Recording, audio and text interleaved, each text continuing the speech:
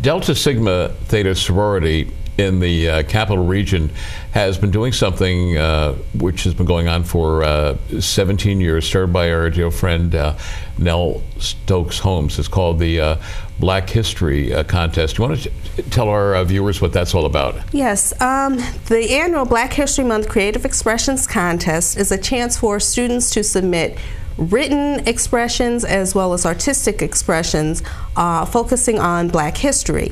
Now they can pick someone from African American history here in the United States or throughout the world. Okay, and how does the contest work? I was at your awards ceremony this week, and it was, as always, fantastic. But what you do here in the capital region is special, and nobody else in your sorority seems to do it around the country. What makes this contest unique is we start in September, right, where we send the applications to schools, community organizations, area churches throughout the capital region, and we ask them to submit an artistic expression or written expression about a famous African American, or maybe a not so famous African American, or Africans throughout the diaspora that have made an impact on history.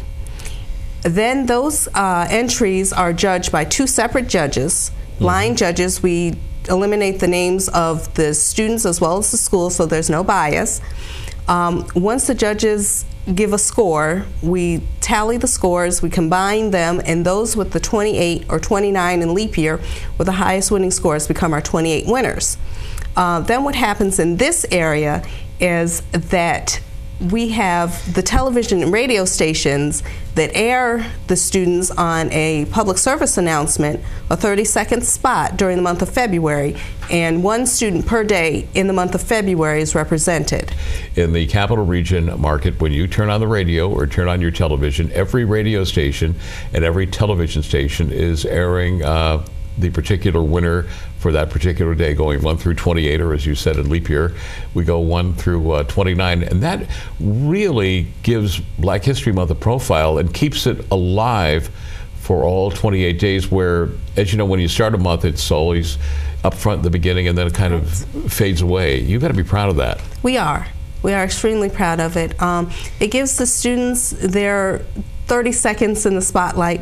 It also helps to educate their peers as well as the capital region about the significance and the importance of African American history, American history. Now, the entry that stood out the most for me this year is a lady who passed away within the past year, Etta James. Having loved her music and you know, having seen her in concert, that was the one that stood out the most for me. There was a graphic presentation done by a student.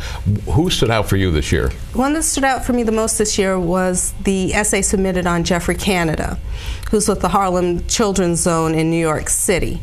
Because we focus so much on education with Delta, especially our local chapter, that really stood out to me. Okay, and why?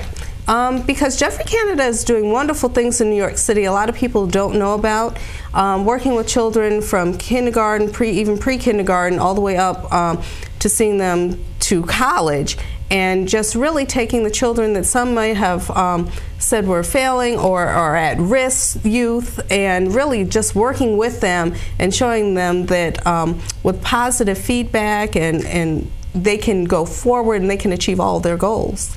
Now, this contest has been going on for 17 years, as we mentioned earlier.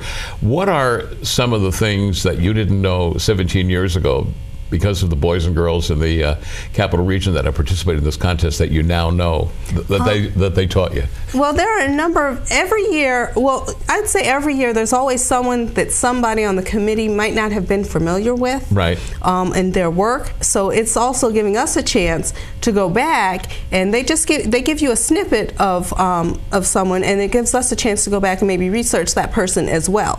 So we're learning just as the students are learning. Who was the one person that you didn't know about that, like, wow, I didn't know that, and it kind of made an impression on you?